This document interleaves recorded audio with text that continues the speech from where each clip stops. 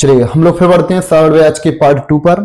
जैसा कि आप जानते हैं कि पार्ट 1 इसका अपलोड मैंने करा दिया है। यहाँ पर सरल ब्याज का हम प्रैक्टिस करा रहे हैं, हर टाइप का एक एक क्वेश्चन ले रहे हैं, जिससे कि आपकी पुलिस की परीक्षा में ये आपको यहाँ पर फायदा हो। क्योंकि आपकी पुलिस की एग्जाम सिटी आ चुकी है। जिन लोगों ने एग्जाम सिटी नहीं देखी तो आप लोग एग्जाम सिटी चेक करिए किस डिस्ट्रिक्ट में आपका एग्जाम है, और तैयारी को बेहतर करिए, ज्यादा से ज्यादा प्रैक्टिस करने की कोशिश करें।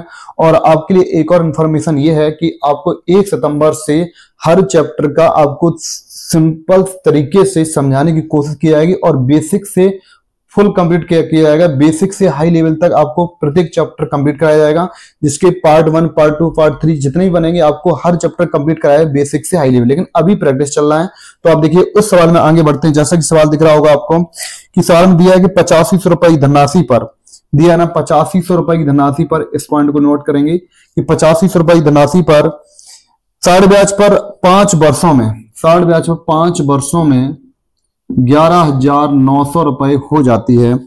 11,900 रुपए हो जाती है। तो हो जाने का मतलब क्या होता है? मेजन, ये साढ़े ब्याज है। 8500 रुपए की राशि 5 वर्ष में 11,900 रुपए हो जाती है। और उसने एक और बात कही है, यदि ब्याज की दर 3% की वृद्धि हो, यदि ब्याज की दर में 3% की वृद्धि हो जाए तो इस अवधि में प्राप्त होने वाली धनराशि ज्ञात कीजिए। तो इस सवाल को हम कैसे कम समय में सॉल्व करेंगे और बिना फॉर्मूले को अप्लाई करेंगे। तो 8500 रुपए की राशि 5 वर्ष में 11,900 रुपए हो जाती है। हो जाने का मतलब होता है मिश्रधन। उसने कहा, अगर उसने एक कंडीशन रखी, यदि ब्याज की दर 3% की वृद्धि हो जाए, तो वो याद रखना, अगर ब्याज की दर बढ़ेगा तो ब्याज भी बढ़ेगा, और ब्याज बढ़ेगा तो मिश्रधन भी बढ़ेगा। क्लियर यहाँ पर? तो ब्याज 3% की वृद्धि हो जाती है तो उसका नया मिश्रधन क्या होगा, ये पूछा उन्होंने। तो देखो ध्यान से, अगर हम देखते हैं सरल ब्याज होता है प्रत्येक वर्ष समान। देखो इसको सिंपल तरीके क्या समझेंगे, देखो एक साल में ब्याज की दर कितनी वृद्धि हो रही है? 3%। अगर एक साल में 3% बढ़ रहा है तो कितने वर्ष की बात है?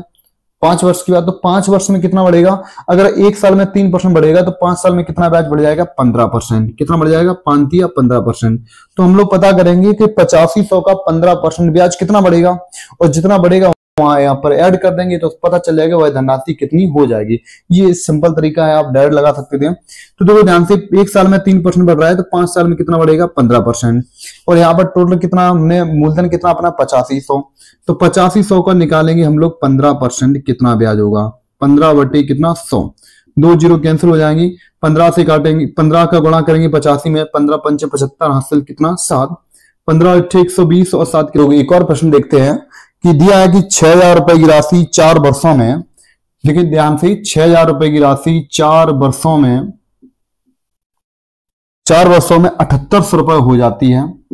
4 वर्षों में 7800 रुपए हो जाती है। तो उन्होंने पूछा है कि बताएं भाई कि यदि ब्याज की दर 2.5% की वृद्धि हो जाए। यहां पर क्या बोला कि यदि ब्याज की दर 2.5% की वृद्धि हो जाए, ब्याज की दर में कितने परसेंट वृद्धि?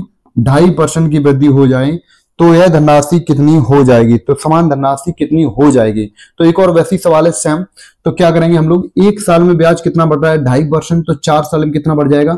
जो हमने कहा, अगर ब्याज वृद्धि हो रही तो यहाँ प्लस करेंगे, अगर यहाँ कमी हो रही तो माइनस करेंगे। क्लियर? इस प्रकार के सभी सॉल्व आप कर सकते हैं सवाल। तो एक साल में 2.5%, तो 4 साल में कितना? तो 2.5 में 4 गुणा करेंगे कितना होगा? 10%, यानी 10% ब्याज बढ़ जाएगा। 2.5 में 4 गुणा करेंगे कितना आएगा? 10%। तो हम निकालेंगे 6,000 का 10% कितना होता है। तो जब 6,000 का 10% निकालेंगे तो 10 बटे कितना? 100। तो देखेंगे मूलधन अपना कितना है। देखो जो भी ब्याज निकलता है वो मूलधन पर निर्भर करता है। तो मूलधन का 10% कितना होगा, यानी मूलधन अपना कितना है? 6,000। तो 6,000 का 10% कितना आएगा? 600। तो 600 रुपए आपके बढ़ जाएंगे। तो पहले हम 7800 रुपए दे रहे थे, अब 600 रुपए बढ़ जाएंगे। तो अब हो जाएंगे कितने? 7800 में जब 600 जोड़ेंगे कितना होगा? 8400 रुपए। तो अब नया मिश्रधन कितना हो जाएगा? 8400 रुपए, जो कि ऑप्शन नंबर ए आपका यहाँ करेक्ट है। तो इस प्रकार के सभी सवाल सॉल्व कर सकते हैं।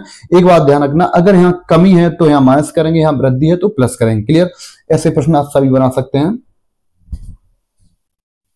तो देखते हैं अगले टाइप के सवाल को कैसे सॉल्व कर सकते हैं। जैसा कि सवाल दिया है कि सरल ब्याज पर कोई धनराशि 5 वर्षों में 7500 रुपए हो जाती है। यहाँ दिया है 5 वर्ष में कितना हो जाती है? 7500 रुपए हो जाती है। और 7 वर्षों में 8500 रुपए हो जाती है। 7 वर्षों में 8500 रुपए हो जाती है। तो पूछा है कि सरल ब्याज की दर ज्ञात करें। देखो यहाँ पर 2 प्रश्न पूछे जाते हैं कि साढ़े ब्याज पर कोई धनराशि 5 वर्ष में 7500 रुपए हो जाती है और 7 वर्ष में 85 रुपए हो जाती है। हो जाने का मतलब होता है मिश्रधन, मिश्रधन का मतलब होता है मूलधन प्लस ब्याज। क्या होता है? मूलधन प्लस ब्याज। देखिए ध्यान से, आप साढ़े ब्याज है, साढ़े ब्याज प्रत्येक वर्ष समान होता है, इस पॉइंट को याद रखना। क्लियर? यहाँ पर देखिए 5 साल में कितना हो जाती है? 7500। इसका मतलब ये होता है कि यहाँ मूलधन होगा और प्लस 5 साल का ब्याज हो गया। कितना साल का ब्याज? 5 साल का। यहाँ देखिए यहाँ 7 साल का मिश्रधन कितना दिया है? 8500 रुपए। इन 7 साल में 8500 रुपए हो जाती है। यहाँ मूलधन होगा प्लस 7 वर्ष का ब्याज होगा। अगर हमको 1 साल का ब्याज पता चल जाए, मान लो 1 साल का ब्याज अगर आपको 100 रुपए पता चल जाता है कि 100 रुपए है, तो यहाँ 5 साल का ब्याज अगर हम हटा लेंगे, यानी 5 साल के ब्याज यानी 1 साल का माना कि 100 रुपए है, तो 5 साल में 500 रुपए हटा लेंगे, तो यहाँ 500 रुपए जब कम करेंगे तो सीधा सीधा क्या निकलेगा आपका? जब ब्याज हट जाएगा तो क्या निकलेगा? मूलधन। तो इसी चीज को हम लोग करने वाले हैं कि कैसे इनसे हम लोग मूलधन और दर निकालेंगे। क्लियर? पहले मूलधन निकलेगा, दर। यहाँ 2 प्रश्न पूछता है, मूलधन और दर। जैसे यहाँ साढ़े ब्याज की दर पूछी है, तो देखिए ध्यान से, यहाँ 5 साल, यहाँ 7 साल, दो इन वर्षों में कितने वर्ष का अंतर है? 2 वर्ष का। कितने साल का अंतर है? 2 साल का। तो 5 से और 7 साल में कितने वर्ष का अंतर? 2 वर्ष का। तो देखो रुपए में अंतर देखिए आप कितने का है, तो रुपए 7500 से 8500 रुपए हो गए, तो रुपए कितने बढ़ गए? 1000। कितने बढ़ गए? 1000। तो 2 साल में हम 1000 रुपए साढ़े ब्याज दे रहे हैं, जबकि ब्याज कैसा होता है? हर साल समान। अगर 2 साल में 1000 रुपए ब्याज देंगे तो 1 वर्ष में कितना हो जाएगा? तो 1 वर्ष में कितना हो जाएगा? 500 रुपए। तो इसका साढ़े ब्याज अपना कितना है? 500 रुपए। राइट? साढ़े ब्याज अपना कैसा होता है? हर साल समान होता है। अब हम लोग निकालेंगे मूलधन। तो मूलधन आप यहाँ निकाल सकते हैं। यहाँ पर देखो, यहाँ पर जहां पर आपको कम गुणा करना पड़े वहां पे गुणा करिएगा।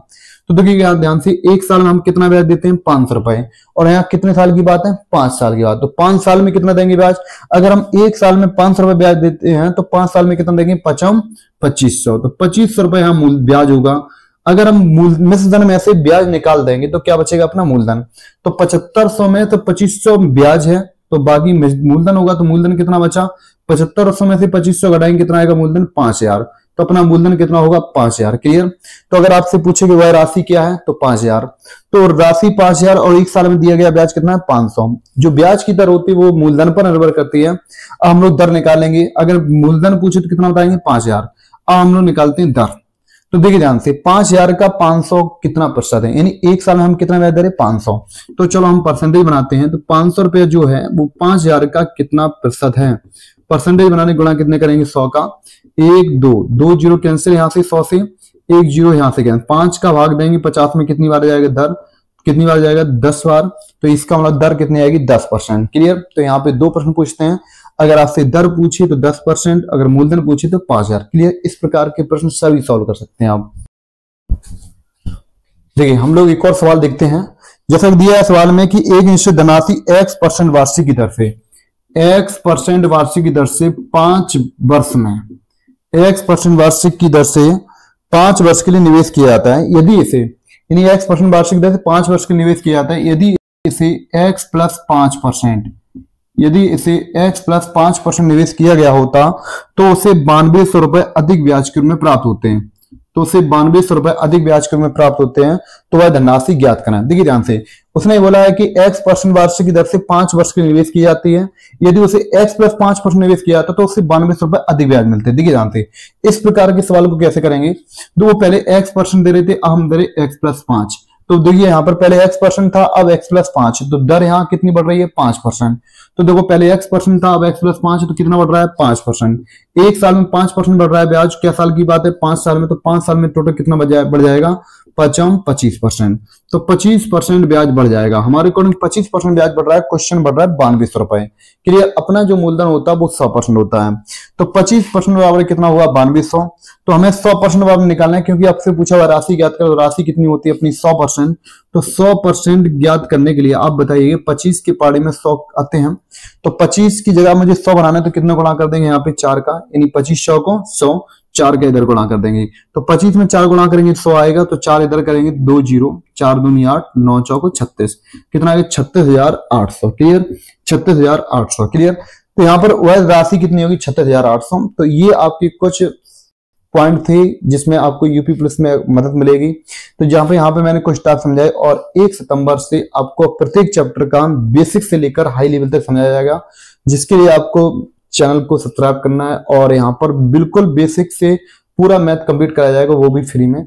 तो आप लोग एक बार चैनल को सब्सक्राइब करें और जितना ज्यादा शेयर कर सकें जिससे लोग और जुड़ सकें।